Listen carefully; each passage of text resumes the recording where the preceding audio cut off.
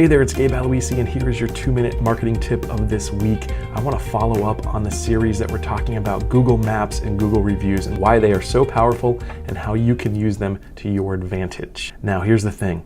Lots and lots of negative reviews get left for your competition all the time, and you probably don't even look at those. But how about you Google something related to your business and actually check out your competition and see what they're doing wrong?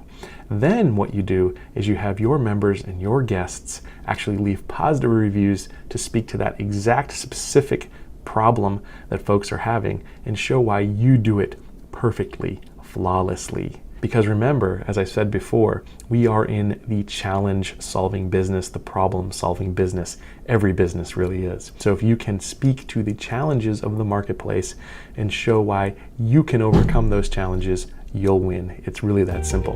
That's your 2-minute tip for this week. I'll catch you back next week. Until then, here's to your membership success.